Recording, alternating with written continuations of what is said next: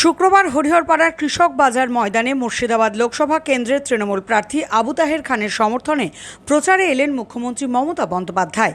আগামী 7ই মে এই মুর্শিদাবাদ কেন্দ্রে ভোট। এদিন এই জনসভায় এসে মুখ্যমন্ত্রী মমতা বন্দ্যোপাধ্যায় বলেন, অনেক সমীক্ষাতে বিজেপিকে এগিয়ে রাখছে, টাকা পয়সা দিয়ে এই সমীক্ষাগুলো করা হয়েছে, এগুলি সব ভুয়ো। তিনি আরও বলেন, বিজেপি 200টির বেশি আসন পাবে না, লাখ লাখ টাকা ঢেলে তারা মানুষের চোখ ঘোরানোর জন্য এই সমীক্ষা করছে, এসবে কান দেবেন না। এখান থেকে মমতা বন্দ্যোপাধ্যায় খলিলুর রহমানের সমর্থনে প্রচারে যাবেন জঙ্গিপুরে।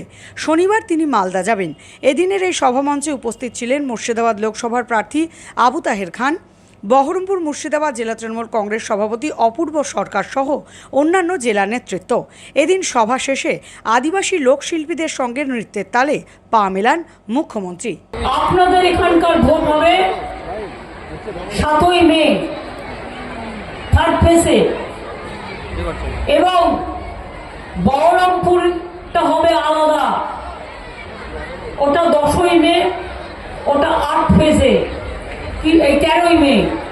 আমি বহরমপুরটা পরে বলবো, আমি বহরমপুরে আসবো আলাদা করে।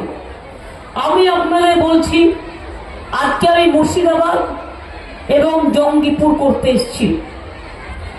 মুর্শিদাবাদের মানুষ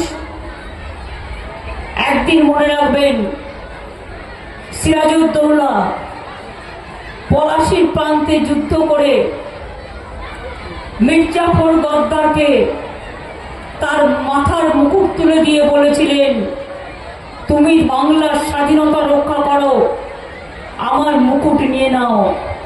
কিন্তু মির্জাফর সেদিন কিন্তু কথা শোনেনি। ইংরেজদের সাথে হাত মিলিয়ে 1757 সালে পলাশীর যুদ্ধে বাংলাকে হারিয়ে দিয়েছিল।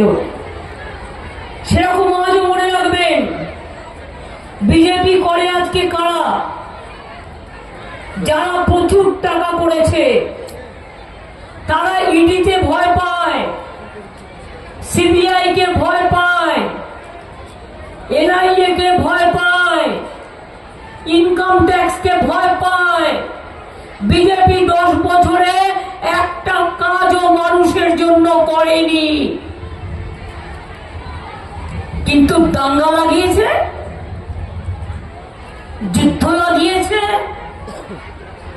অশান্তি করেছে, অত্যাচার করেছে, জিনিসের দাম বাড়িয়েছে, বেকারি বাড়িয়েছে, কৃষকদের ন্যূনতম সহায়ক মূল্য দেয় না। আমরা কৃষকদের 10,000 টাকা দিই মান্থলি ভাতা, এই বছরে লক্ষ্মীর ভান্ডার, এত বড় সাহস। কদিন আগে বিজেপি বলেছে 3 মাস পরে লক্ষ্মীর ভান্ডার উঠিয়ে দেবো। আমরা বলছি 3 মাস পরে তোমাকে ভারতবর্ষ থেকে গুটিয়ে দেবো, তোমাকে ভারতবর্ষ থেকে